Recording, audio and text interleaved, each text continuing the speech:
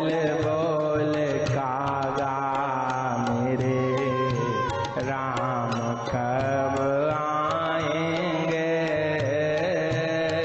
बोल बोल कागा मेरे राम कब आएंगे। तो शबरी मैया ने कितनी प्रतीक्षा की है, कितनी प्रतीक्षा की है। कभी कागा से पूछती हैं, कभी कोयल से पूछती हैं, कभी मैना से पूछती हैं, कभी तोता से पूछती हैं। और जिस दिन प्रभु पधारे, आहा, शबरी जी का चरित्र नहीं कहना है, वो फिर अलग रस है, पर जिस बात को कहना चाह रहे हैं उसलिए स्मरण कर रहे हैं। फिर शबरी जी से मिलने को जिस दिन प्रभु आए, अब भक्ति भगवान से मिलने को व्याकुल नहीं होता, भगवान भी भक्त से मिलने को व्याकुल होते हैं। जानकी जी का हरण हो चुका था और भगवान हा सीते हा सीते हा सीते पुकार के रो रहे थे। जटायु जी को सदगति दी थी, लेकिन अचंबा, जैसे ही शबरी जी के आश्रम की परिधि में पहुंचे, उससे पहले तक तो सीते सीते कह के रो रहे थे। अचानक शबरी के आश्रम परिधि में पहुंचे तो सीते सीते कहना छूट गया और शबरी शबरी शबरी ऐसा भगवान कहने लग गए। अब लक्ष्मण जी बहुत चकित हो गए कि हमारा जन्म ही भगवान के साथ हुआ, सब लीला में भगवान के साथ ही रहे हैं, ये सबरी नाम की स्त्री से कब परिचय हुआ भगवान का पता नहीं कि सबरी सबरी पुकार के रो रहे हैं। और जैसे ही सब महात्माओं से पूछते हुए सबरी जी की कुटिया की ओर प्रस्थान किया, तो कहते हैं उस दिन तो शबरी जी के जीवन का मानो अंतिम दिन था। और शबरी जी मार्ग बुहारते बुहारते उस समय मार्ग पर ही गिर गई थी, अचेत हो गई थी। और उस समय प्रभु शबरी जी के निकट पहुंचे और उस समय कैसी झांकी हुई। बोले कुटिया पे आज शबरी की आए हैं राम जी। कुटिया पे आज शबरी की आए हैं राम जी। शबरी मिलन को व्याकुल धाये हैं राम जी। शबरी मिलन को व्याकुल भाई हैं राम जी। व्याकुल हो रो रही थी मग को निहारती, आकर के अपने कर से उठाए हैं राम जी। आकर के अपने कर से उठाए हैं राम जी। देखा जो पलकें उठा के देखा तो चरणों पे गिर पड़ी। अश्रु के जल से पग को धुलाए हैं राम जी। अश्रु के जल से पग को धुलाए हैं राम जी। और जीवन भर सोचती थी प्रभु आएंगे तो ऐसा करूंगी, प्रभु आएंगे तो वैसा करूंगी, और आज जन्मों जन्मों की अभिलाषा पूरी हुई है लेकिन कुछ भी नहीं कर पाई। सब कुछ बिसर गया तब कुछ भी न कर सकी। सब कुछ बिसर गया तब कुछ भी न कर सकी। कांपत है अंग अंग सब देखत हैं राम जी। कांपत है अंग अंग सब देखत है राम जी। अरे सामने प्रभु खड़े हैं, शबरी को अपनी कुटिया पे ले जाना है। जिस कुटिया में बरसों से रह रही हैं, शबरी उस कुटिया का रास्ता ही भूल गई। आज रास्ता ही नहीं समझ पा रही हैं। तब राम जी जान गए कि रास्ता भूल गई हैं। तब राम जी ने कहा कोई बात नहीं। तब राम जी हाथ पकड़ करके शबरी जी को कुटिया पे लेकर के आए। शबरी का कर पकड़ के लाए हैं राम जी। शबरी का कर पकड़ के लाए हैं राम जी।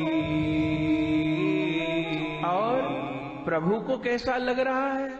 बोले लगता प्रभु को मानो माँ कौशल्या मिल गई।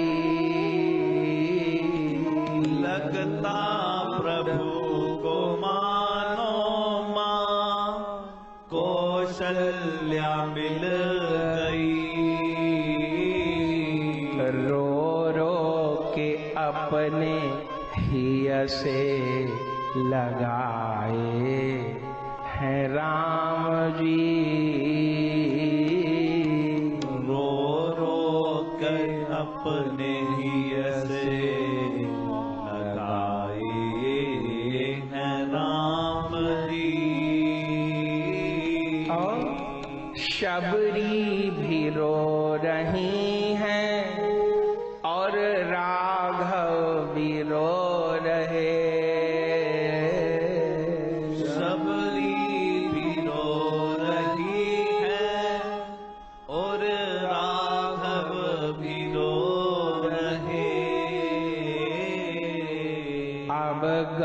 गौरदास इनको संभाले को आन जी।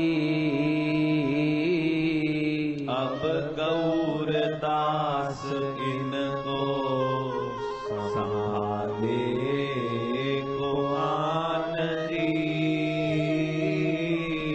कुटिया पे आज शबरी की आए हैं राम जी। कुटिया पे आज शबरी की आए हैं राम जी। आनंद हो गया। अब भगवान भी रो रहे हैं, भक्त भी रो रहा है, भगवान हृदय से लगा रहे हैं। फिर कितना अद्भुत मिलन हुआ। शबरी भगवान को कुटिया पर लेकर के गई, भगवान के चरणों का प्रक्षालन किया, आसन पर बिठाया और भगवान को कहीं भूख नहीं लगी। पूरी रामायण में देखिएगा, स्वयं भक्तों ने भगवान को भोग लगाया है पर भगवान को भूख नहीं लगी। एक शबरी की कुटिया ऐसी है जहां जाके भगवान भूखे हो गए। और भूख कब लगती है? एक सामान्य नियम है, कोई बालक हो पूरा दिन खेलता रहेगा, भूख नहीं लगेगी उसे, और उसको अपनी माँ दिख जाएगी तो उसको तुरंत भूख लग जाएगी। सबरे दुख दर्द याद आ जाएंगे माँ को देख के, और माँ नहीं दिखेगी तो बच्चा खेलता रहेगा। तो भगवान को कहीं भूख नहीं लगी, शबरी जी को देख के लग रही है भूख। संत इसका रहस्य बताते हैं कि भगवान शबरी जी में कौशल्या जी को देख रहे हैं और सबरी जी के घर आके भगवान को ऐसा लग रहा है जैसे मैं अपने घर आ गया हूं। सबरी देख राम गृह आए, मुनि के वचन समुझ जिए भाई। फिर शबरी मैया ने कैसे प्रेम से भगवान को फल खवाए, बेर खवाए। झूठे बेर भगवान ने आरोगे और उन बेरों को पाने में भगवान को इतना स्वाद आया, इतना स्वाद आया कि संत लोग कहते हैं कि 14 वर्ष का वनवास पूरा हो गया, भगवान अयोध्या लौट करके आए तो सब अयोध्या में एक एक दिन भगवान का भोजन का न्योता था। एक दिन कौशल्या मैया ने कहा कि राघव, इतने दिनों बाद लौट के आए हो, रोते रोते आंखें सूज गई थीं। आज मन है कि मैं रसोई बनाऊं और रसोई बना के अपने सीताराम को भोजन कराऊं। भगवान ने बहुत मना किया कौशल्या जी को, पर मानी नहीं। कौशल्या जी ने रसोई बनाई, सुंदर थाली परोसी, भगवान सीताराम जी को बिठाया, प्रसाद पा लिया। फिर आखिर में कौशल्या जी ने पूछा कि राघव ठीक तो बना था, सब अच्छा तो था? ठाकुर जी ने कहा हाँ मैया, बहुत सुंदर बना था सब कुछ, किंतु इतना कह के छोड़ दिया। कौशल्या जी सोचने लगी किंतु क्यों कहा, बात आई गई हो गई। ऐसे सुमित्रा जी ने भोजन कराया, कैकेयी मैया ने भोजन कराया, लेकिन भगवान सब जगह यही कहते थे। अब तो ये चर्चा का विषय बन गया। एक बार तो भगवान की ससुराल से निमंत्रण आया, सुनैना मैया ने, जनक जी ने समाचार भिजवाया कि हे प्रभु, जब से बेटी विदा होकर के गई आने का अवसर नहीं मिला।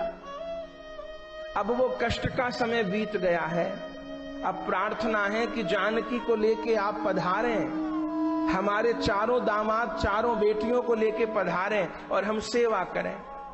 भगवान जनकपुर पधारे सिया जी को लेके। अब सासू मां सुनैना जी ने बड़ी सुंदर रसोई बनाई, प्रभु को परोसी, पवाई, पा लिया। प्रभु ने तो हाथ जोड़ करके पूछा कि कोई कमी तो नहीं थी, सब ठीक ठाक बना था? भगवान ने कहा माता जी सब कुछ बहुत सुंदर बना था, किंतु अब तो जानकी जी को बड़ा कष्ट हुआ।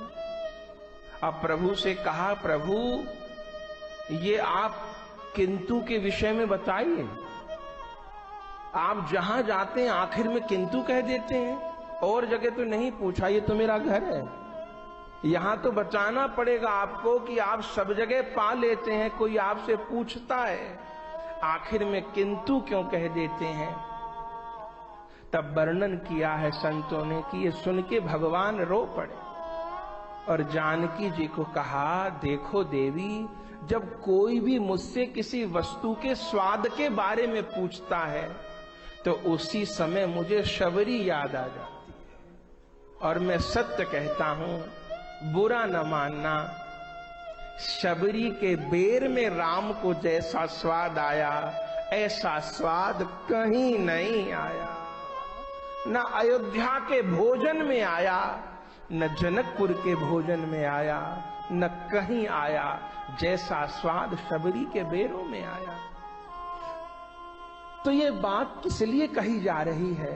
ये इसलिए कही जा रही है कि राम जी को शबरी जी से मिलके जो सुख हुआ वो तो राम जी जानते हैं, पर यदि राम जी के मन में ये इच्छा पैदा हो जाए कि शबरी को मुझे प्राप्त करके कौन सा सुख मिला, तो वो राम नहीं जान सकते। वो अपना सुख तो जान सकते हैं ना, पर शबरी जी को उन्हें प्राप्त करके जो सुख मिला वो तो केवल शबरी ही जान सकती है। वो श्री राम कैसे जानेंगे? और यदि राम जी इच्छा करें कि मैं उस आनंद को पाना चाहता हूं जब इतने दिन बाद मैं शबरी को मिला था, तो शबरी को कौन सा सुख मिला था, तो उसको जानने का क्या तरीका है? तो राम जी को फिर शबरी बनना पड़ेगा, और कोई तरीका नहीं। भगवान को भक्त बनना पड़ेगा। यदि भक्तों वाला सुख जानना चाहते हैं यही श्री चैतन्य महाप्रभु के अवतार का प्रयोजन है कि मानो श्री राम को शबरी बनने की इच्छा हो गई, भगवान को भक्त बनने की इच्छा हो गई, श्री कृष्ण को श्री राधा बनने की इच्छा हो गई। और इस वांछा की पूर्ति तभी हो सकती है जब देह कृष्ण का हो और हृदय श्री राधा का हो। क्यों? क्योंकि जितने भी भक्त महापुरुष हैं उनका जो प्रेम है वो प्रेम एक बिंदु के जैसा है, और जो राधा रानी का प्रेम है वो एक सिंधु के जैसा है। तो मैं सारे भक्तों के प्रेम को, भाव को, भक्ति को जान लूंगा यदि मैं राधा रानी के प्रेम को जान जाऊं, क्योंकि जहां पर भी प्रेम है वो राधा रानी के प्रेम सिंधु का ही अंश है। प्यारी जी को रूप मानो प्यास ही को रूप है।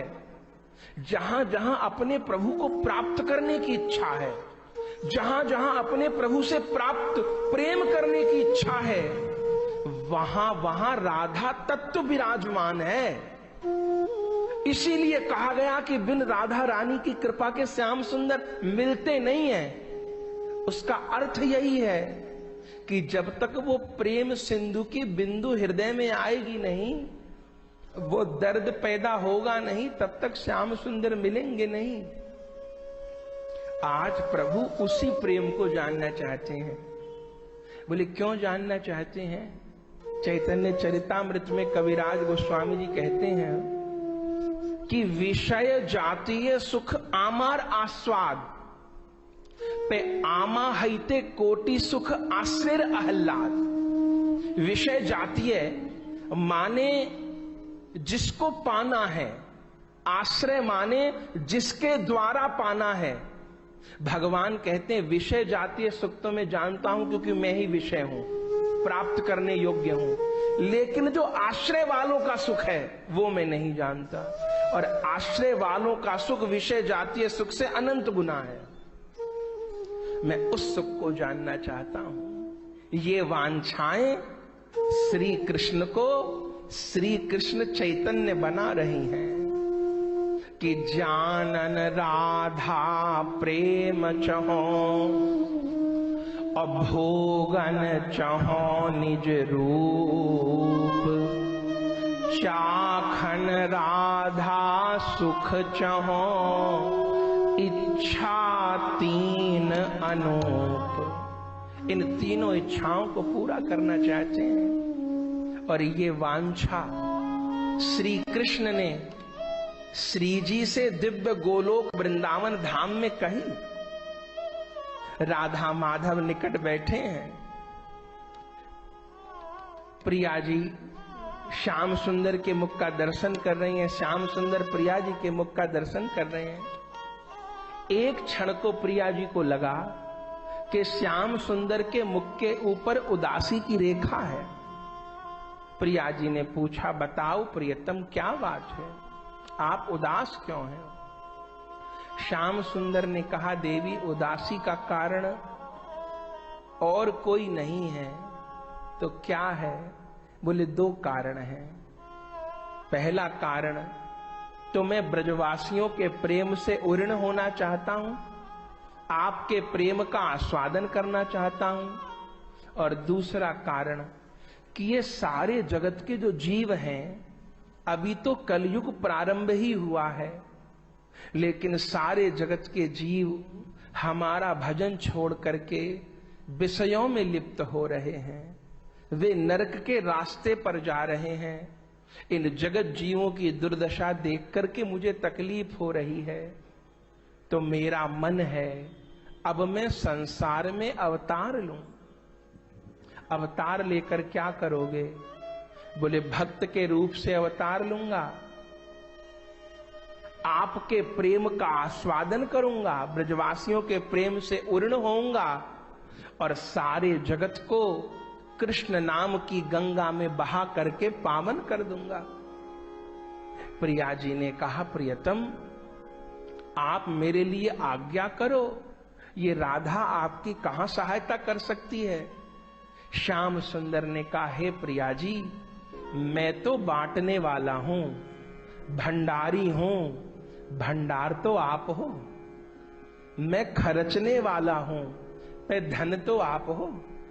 भक्त लोग गाते हैं ना कि हमारो धन राधा, श्री राधा, श्री राधा, जीवन धन राधा, श्री राधा, श्री राधा, कृष्ण धन राधा, श्री राधा, श्री राधा। ये कीर्तन क्यों? इस कीर्तन का अर्थ क्या है? हमारो धन राधा, परम धन राधा, कृष्ण धन राधा, जीवन धन राधा। राधा क्यों सबका धन है? क्योंकि श्री राधा ही प्रेम है, और इस प्रेम से बढ़कर के और कोई धन नहीं है। भगवान भगवान है ही इसलिए क्योंकि उनके अंदर प्रियाजी विराजमान है। अरे किसी फूल का मूल्य क्यों है? किसी फूल की कीमत क्यों होती है? उसकी कोमलता के लिए, उसकी सुगंध के लिए। इसी के लिए फूल की कीमत होती है ना। अब फूल में कोमलता न हो, सुगंध न हो तो फूल फूल नहीं है। जल की कीमत किस लिए है? उसकी तरलता के लिए, उसकी तरंग के लिए, उसकी शीतलता के लिए। अग्नि अग्नि क्यों है? अपनी दाहिका शक्ति के लिए, अपने तेज के लिए। अग्नि में से तेज निकल जाए तो अग्नि का कोई अस्तित्व नहीं। पुष्प में से सुगंध निकल जाए तो पुष्प का अस्तित्व नहीं। जल में से तरलता, शीतलता निकल जाए तो जल का कोई अस्तित्व नहीं। ऐसे ही यदि श्री कृष्ण जल है तो उनकी शीतलता श्री राधा है। श्री कृष्ण यदि अग्नि है तो उनका तेज श्री राधा है। श्री कृष्ण यदि कमल है तो उसकी कोमलता और उसका सुगंध श्री राधा है। तो हे प्रिया जी, आप धन हो, मैं बांटने वाला हूं। अब धन तो तभी बटेगा ना जब आपकी आज्ञा होगी। मुझे इस अवतार में आपकी सहायता चाहिए। बोले क्या सहायता चाहिए? बोले अभी तक जीवों को अपनाया गया देख देख करके, उनके गुण दोषों को देख करके अपनाया गया। जिन्होंने भजन किया वो पार हो गए, जिनने भजन नहीं किया वो डूब गए। अब कैसा अवतार लेना चाहते हो? बोले ऐसा अवतार लेना चाहते हैं किसी से कोई साधन बने या नहीं बने, किसी से उपासना हो या नहीं होए, कोई एक बार मेरे पीछे पीछे कह दे हरि बोल, हरि बोल, हरि बोल, हरि बोल, हरि बोल, हरि बोल। एक बार कोई हरि बोल कह दे, एक बार कोई कृष्ण है कह दे, और केवल नाम लिए भर से मैं उसको पावन बना दूं, और जो आपके निकुंज का गुप्त धन है, हम राधा माधव का प्रेम, वो प्रेम उस जीव के ऊपर लुटा दूं, उसको कृतार्थ कर दूं। इतनी कृपा, इतनी करुणा लेकर के कलयुग में प्रकट होना चाहता हूं, जीवों का उद्धार करने के लिए। जिनको कभी नहीं उठाया गया उन गिरे हुओं को उठाने के लिए, जो कीचड़ में फंसे थे उनको उठाकर गले से लगाने के लिए, जो त्रिताप से जल रहे हैं उन प्राणियों के ऊपर कृष्ण नाम अमृत की वर्षा करने के लिए जाना चाहता हूं। पर आपका सहयोग चाहिए। क्या सहयोग चाहिए? बोले अपनी दो वस्तु दे दीजिए। क्या? बोले एक तो अपनी अंग कांति दे दीजिए और दूसरा अपना हृदय दे दीजिए।